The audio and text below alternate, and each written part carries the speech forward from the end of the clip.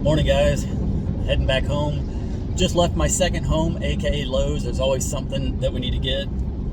I needed to pick up more of these wire staples. I'm going to continue working on the wiring today. Now we got a better understanding on where all the electric's going to go outside. There was a lot of comments on the video, which is typical. Everybody's got their opinions on if it's expensive, if it's cheap, if I should do solar. I do read y'all's comments, and for the most part, they're pretty spot on with what I'm thinking people are going to say. When I said it was $4K to put in a couple of poles, there was a lot of people that were saying that was expensive. There was a lot of people saying that that's cheap compared to what they did. It just depends on your property, how it's laid out, how much wire they got to run, how many poles they got to install, whether they're going to go overhead, whether they're going to go underground. We talked to the gentleman and trying to figure out the best route to run the power. And like I said in the main video, they have to install two poles. One's going to be, I believe they're both going to be 30-foot poles that they got to install. One's going to be for the actual service. So they said that was going to be $3,900 and change or whatever, so $4,000. And then that's just to get it to where it's inside my fence. Now, we're going to have to trench it ourselves. We're going to continue to install the electric. We're going to do the rest of it ourselves from where the power box is all the way out to the meter box and the pole. That's going to cost additional money, so it's not just $4,000. That's just for what they told me for that little part they're going to do. You're probably looking at minimum another $1,000 easy for the wire, conduit, and then also to rent a trencher. So I haven't heard back from the water company yet, so I'm still waiting for that, and then we'll end up renting a trencher and getting everything done all at once. So I do understand, like I said, everybody's got different amounts they spend on their electric. I saw some people commenting up to like $15,000, and it just is what it is.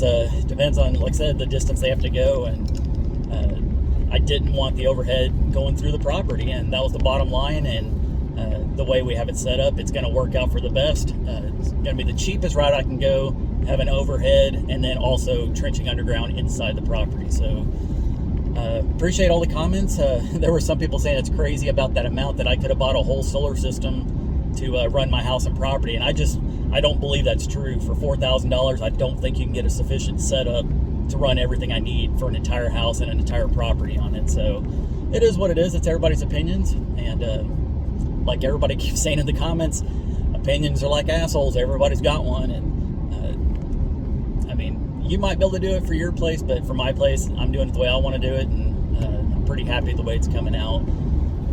So hopefully that'll answer y'all's questions. We're gonna have to trench at least 3 feet, I think, for the electric to run it from the pole up to the house.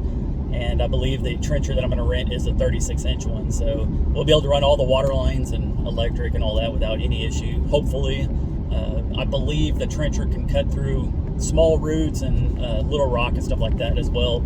I don't believe there's a bunch of rock under the ground at my place, but depending on where we're going to run or route the water lines, there are going to be roots in there. So hopefully we don't come across any issues with that or happen to kill one of my trees by cutting through it. So we'll have to find out when we get to that point. So anyways, y'all saw at the beginning of the video, showed a bunch of animals and stuff, and just wanted to show y'all some of the wildlife that's around here. If you're from Texas, it's nothing new to you, but I have viewers from all over the world, which is crazy to think that, but they don't get to see some of these animals up close and personal. And to be honest, that was only my second time to actually see pigs out on the ranch. So actually, I'm sorry, third time. I saw once out in the live oaks with Jason. This was years and years ago. And then the last time Matt and I went out there, we ended up seeing, I saw 2 or 3 of them, and we ended up chasing after them and couldn't find them. So it was kind of cool seeing them up close and personal. To be honest, those that we saw that I filmed when they were running through the woods, that was just outside of our property. We have to go through a bunch of dirt roads and stuff to get to the place. And I don't know why I'm still going 45 miles an hour, distracted by you guys. But yeah, if the pigs would have been on the actual property, I probably would have taken a shot at one. We're running low on pig meat in the freezer. I think we only have a couple of chunks of meat left, and with the price of meat nowadays, it's very much worth going out and getting your own meat, knowing exactly how it's being processed, and be able to butcher it ourselves and put it in the freezer. So I'll have to make another trip out there. I believe the gentleman that hunts at the property for Nilgai, I think he'll be out there on the 7th. So I may go out in the morning, depending on how I feel in the morning, and go out there and see if I can find something. But today I want to try to see if I can try to wire up some of the bedroom and then figure out what else I can get done on the property. The outside of the property is starting to pretty much be taken care of. It's pretty maintained right now. I went in and weeded everything, and then as y'all saw, I cleaned up the pond. I've been throwing out some of those, I think they're black larvae or black fly larvas or something. I don't know. Somebody had sent it to me, or the company had sent it to me.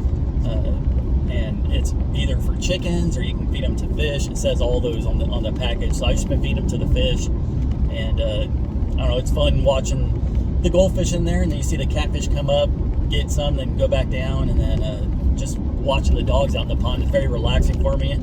Like I said in the video, it's totally worth all the hard work. Seeing those dogs in there cooling off and having fun, and especially like Bama and Tucker, they don't get in the pool at mom and dad, so them going over to the property and cooling off is a nice treat for them. Somebody had commented, which I totally agree. They say, I can tell which one's the dominant dog. Definitely Daisy, especially out of my place.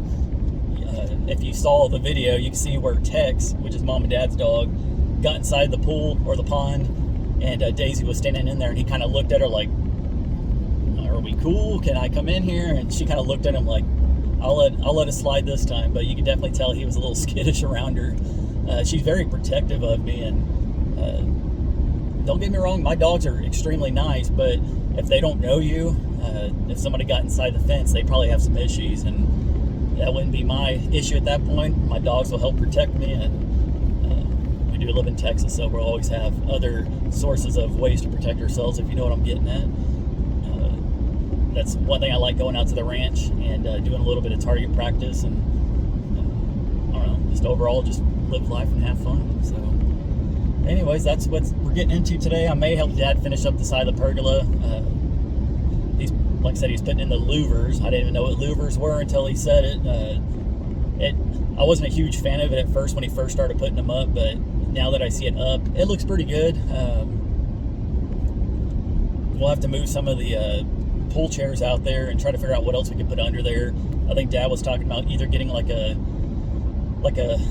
little rocking glider or some kind of swing or something to put under there, and I'm pretty sure Mom would enjoy that. I would like to sit back there and just enjoy some time by the pool. It's definitely the peak of summertime right now, so anytime you can spend by the pool is a good time. So anyways, I just figured I'd answer some of those questions on the electric, address some of the comments, and keep the comments coming, guys. I've been reading through them, and you guys do have some good information. A lot of it is stuff that we've already thought about, but there are a handful of comments that do point out things that we should pay special attention to. So anyways, I do appreciate you guys for watching. Continue to comment, give me some good ideas. Hope you guys enjoy the video, and we'll catch you on the next one. Peace! Bye, guys.